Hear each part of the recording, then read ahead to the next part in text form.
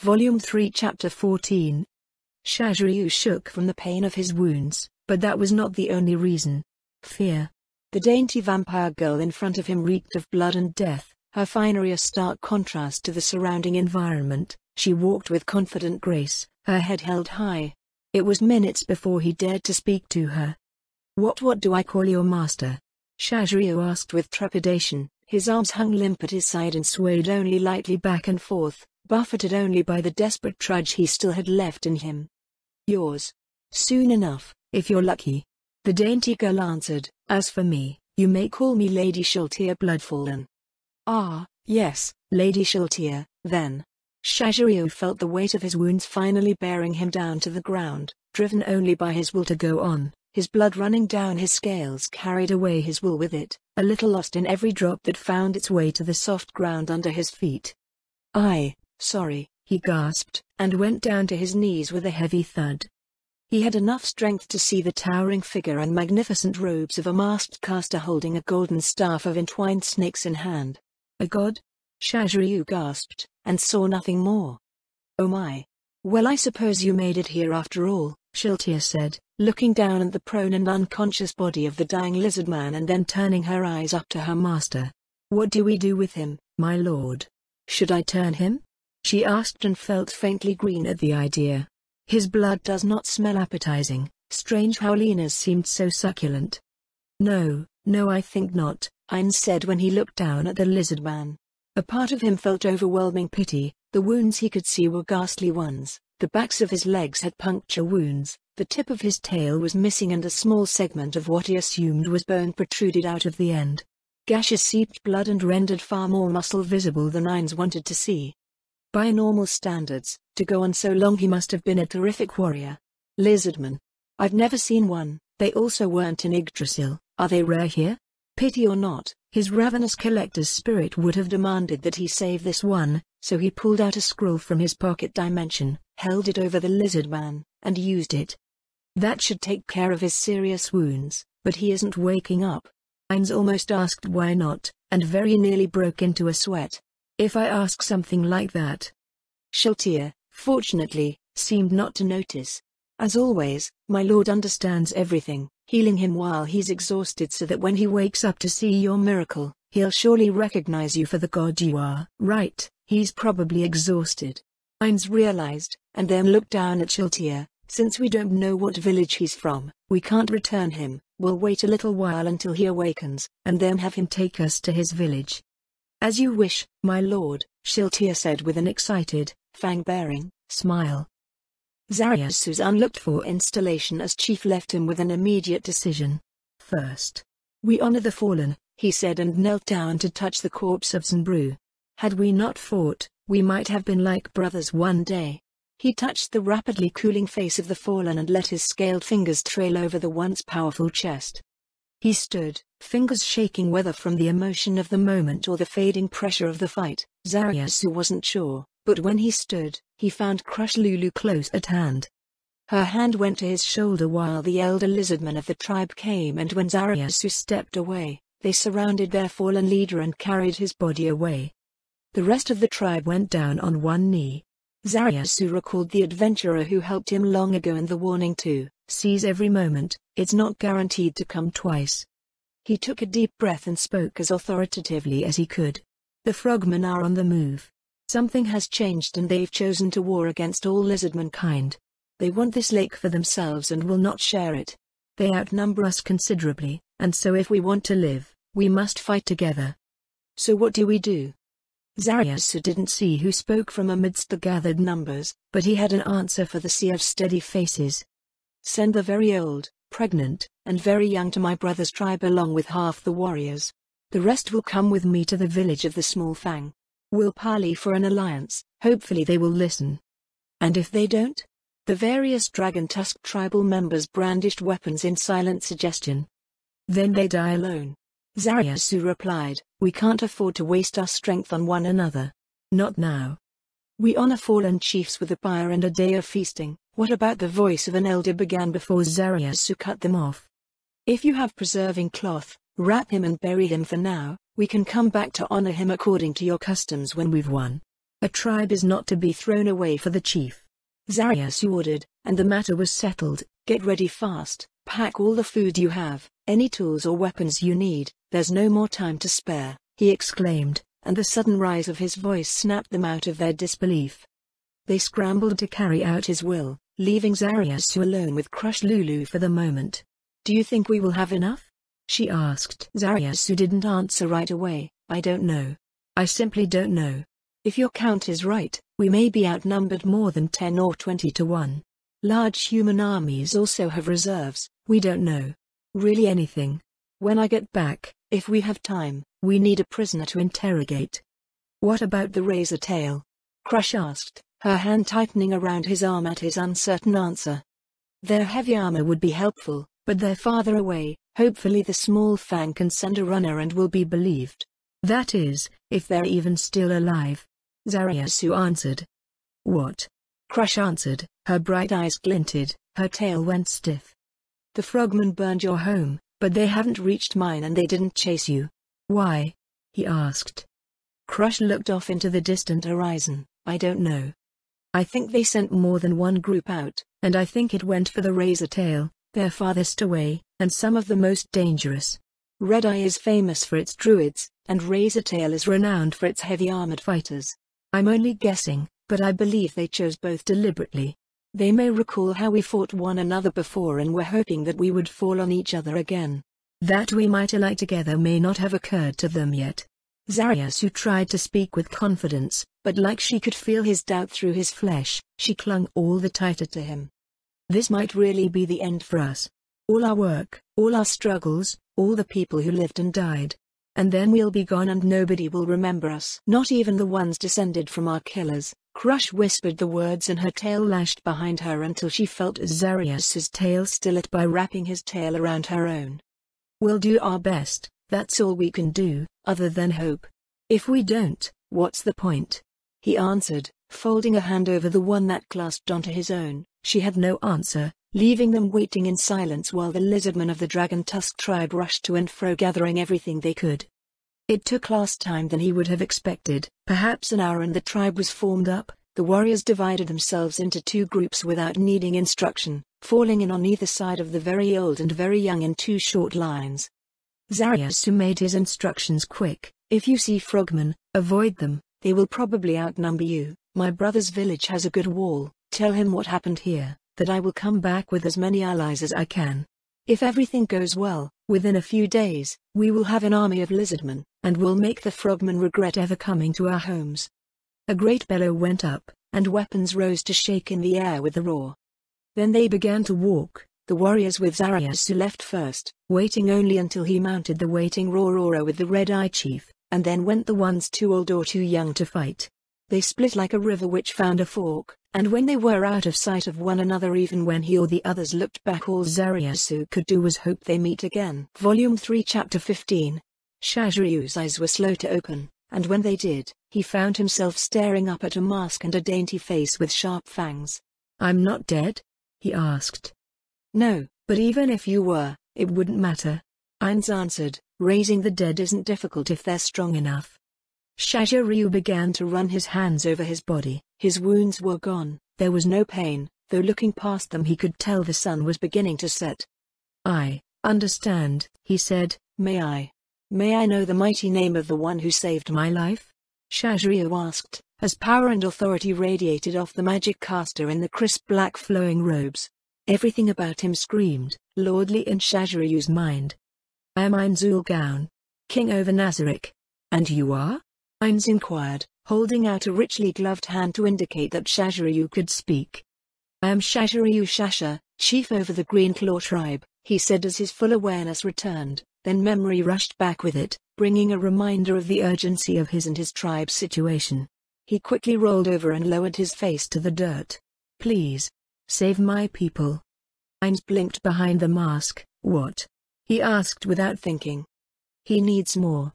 Of course he does. Of course, of course. The vampire behind me, a mere servant used servants to destroy my pursuers. It won't be as easy as just asking. Shajiryu realized, he waits for an offering. Save the lizardmen, and I offer you the submission of my tribe. The ones chasing me, "The frogmen, they come in great numbers to kill us all. Help us, and we will become your servants. I will offer myself as your personal slave if you wish it. A mere footstool to your greatness if you will only keep us from annihilation," Shaziryu urged. The aura of power coming off of this great one was beyond his comprehension. "I have seen battle many times, I've seen great warriors and casters, dreadful monsters. But one look. And this is a god over ants. He can give us certain safety." Shiltir stood by, preening with happiness. With a single word he claims the whole place. What a magnificent lord. Her red eyes shone bright as rubies in the daylight as her lord masterfully drew out the fear and anticipation of the new supplicant. "What just happened here?" Ainz wondered. "They are looking at me. I need to say something." He cleared his throat and in a powerful, noble voice, he demanded, "Take me to your tribe." Shaziryu rose to his feet. "At once, mighty one," he declared and scrambled to his feet. "While we walk, tell me about your people," Ainz said. The lizardman was around the same height as a human, though stooped forward just a little. He was powerfully muscled beneath thick scales and had a long, salamander-like tail. "That's what they remind me of, salamanders walking on two legs." He followed along while the lizardman spoke. "Mine is one of the 5 surviving tribes of lizardmen. We've lived around the Great Lake, on the shores and in our wetlands, for longer than ancient memory. The greed kings ignored us, the demon gods ignored us, and the humans don't live well in our land. We live mostly in peace, though we often compete with the frogmen on the outerlands in the north." "Oh, so you have no conflict with humans?" Ainz asked with great interest. "A demi-human species that is comfortable with humans will be a valuable example to other subjects. And perhaps soften my NPC's attitudes towards humans. That might be a bit of a stretch, but it can't hurt." "None really. We have even had travelers such as my brother who ventured out into the world and befriended humans.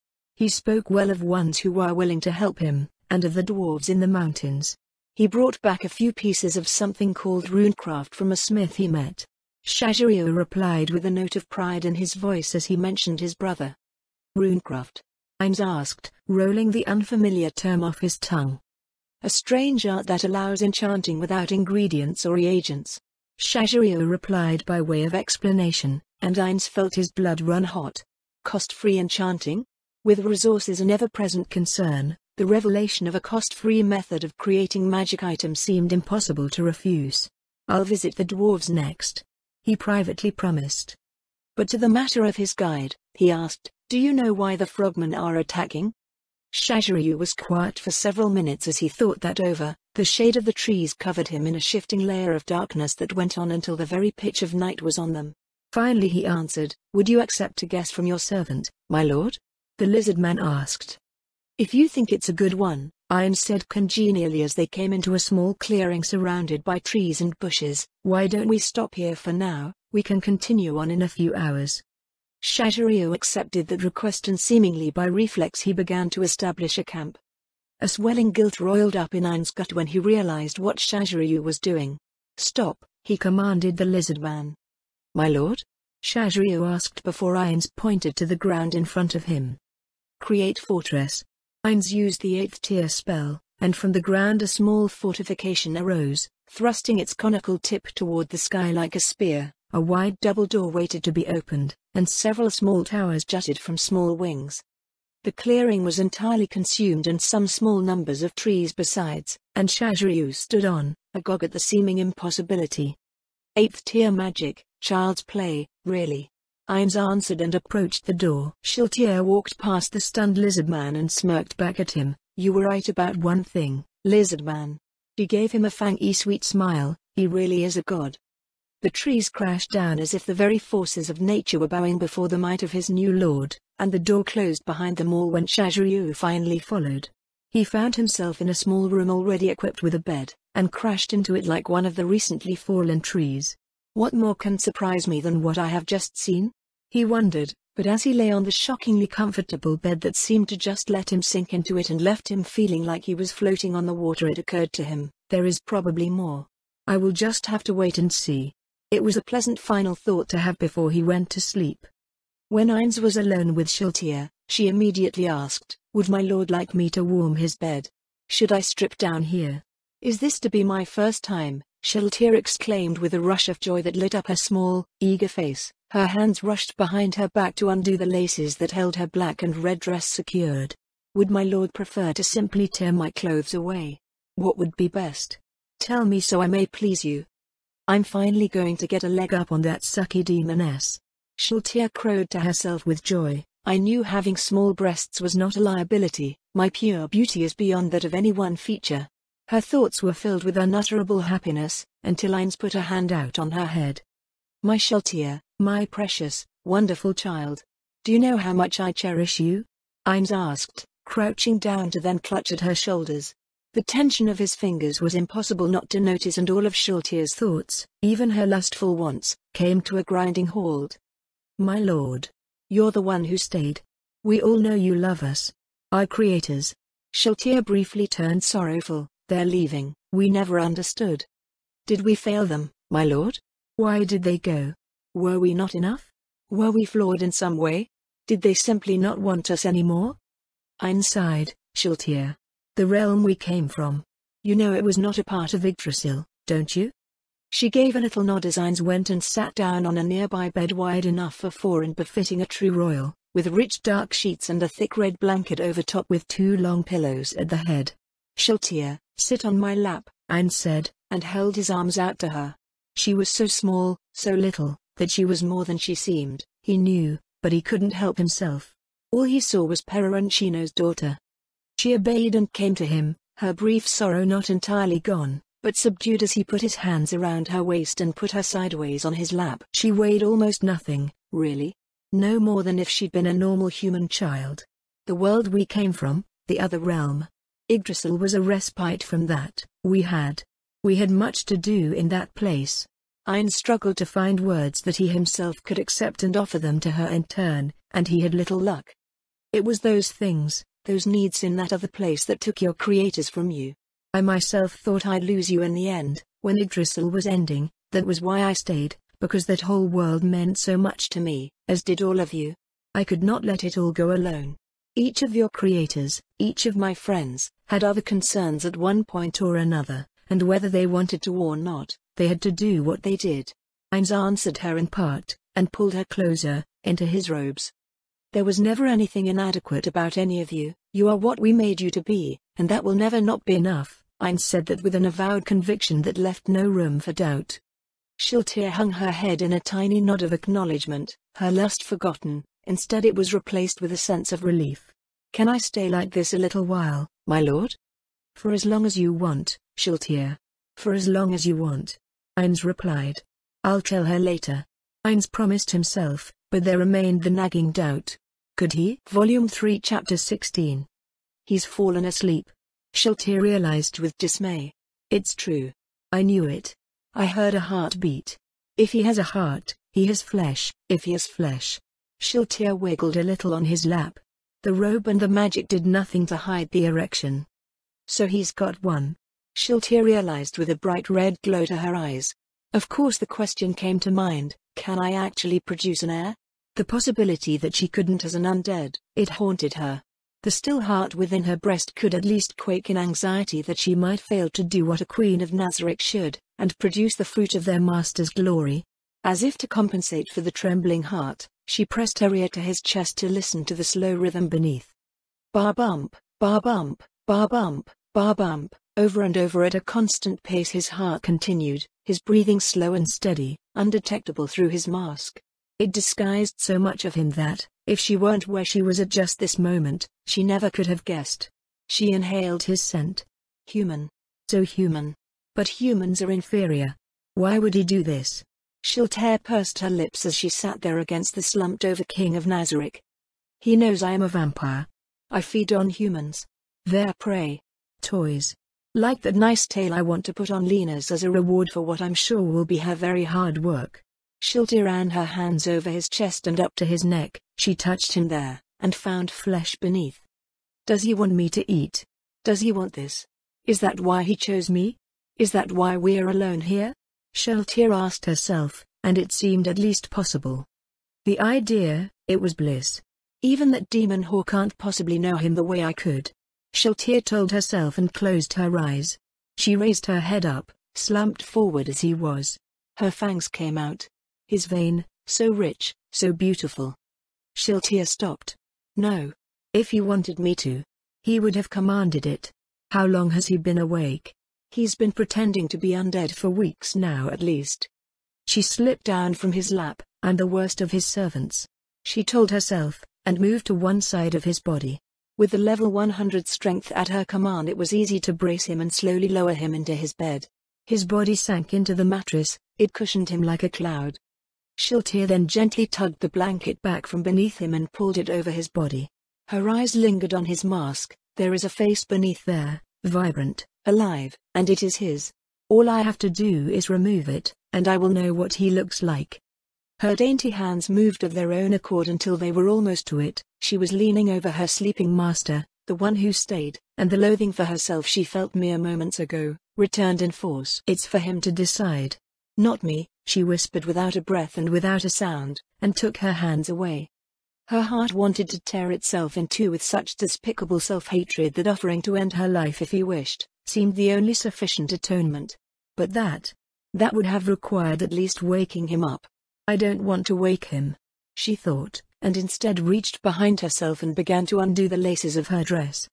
It fell to the floor, beautiful as it was. She cared nothing for it at that moment and kicked it away. Her black undergarments followed, leaving her naked before the sleeping king.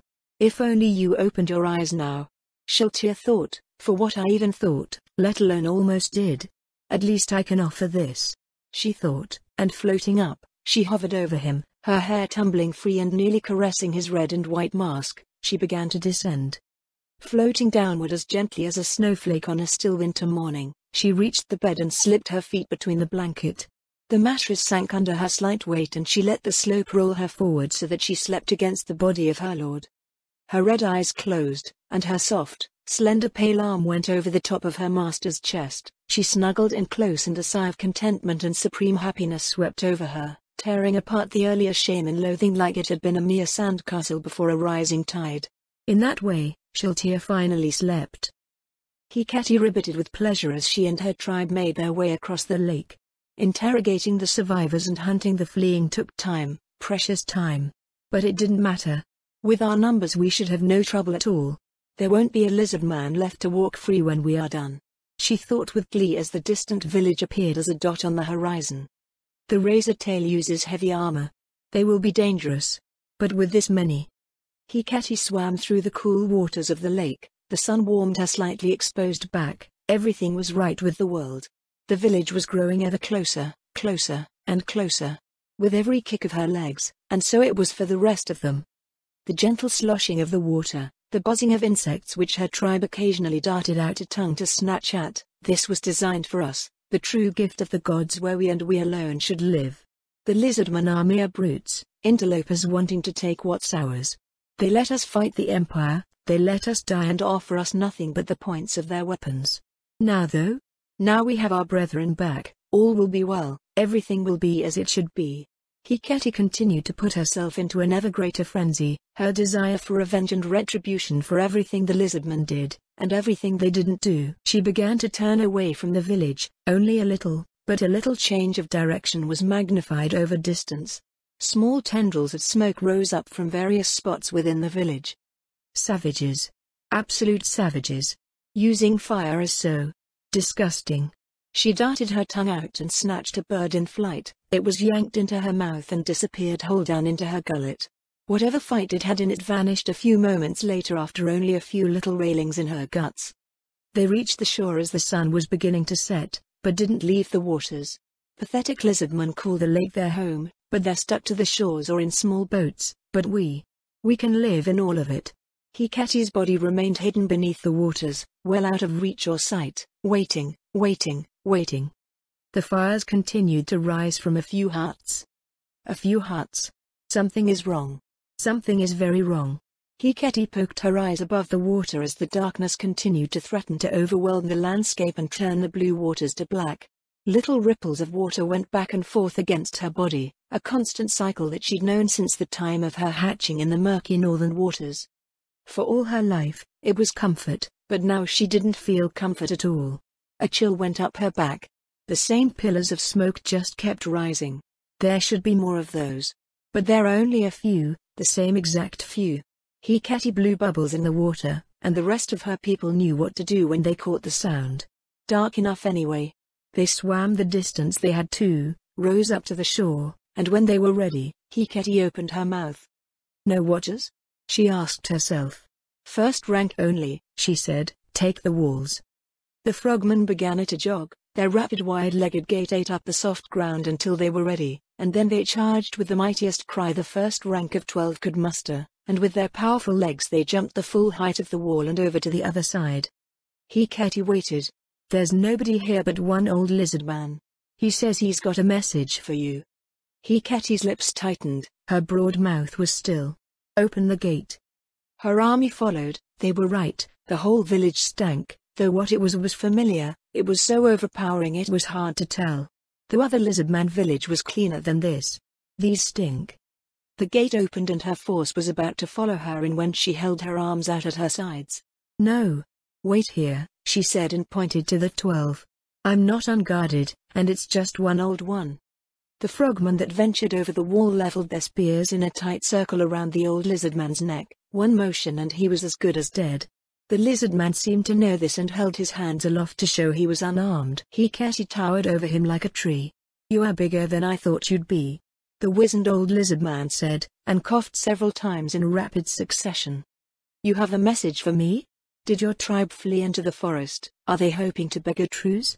She chortled at that and shook most of her upper body, her webbed hand, easily vastly larger than his head, and wrapped the slimy surface of it around his skull. She began to squeeze. No, he gasped. Then what? What is it? She said, her larger black eyes both focused down on him alone. My chief. He wants you to know. The old man struggled, kicking a little as she began to pick him up. 2 things. That you'll lose. And, he gasped at the pain in his head when he felt his skull begin to crack. And? She demanded. That was when she saw it, as she picked him up more. A buried string lashed to his tail began to rise up out of the ground. Alarm immediately ran through her. Fish oil is flammable, he shouted as he jerked his tail. The other frogmen saw the string and heard the sudden clang of something falling within the huts.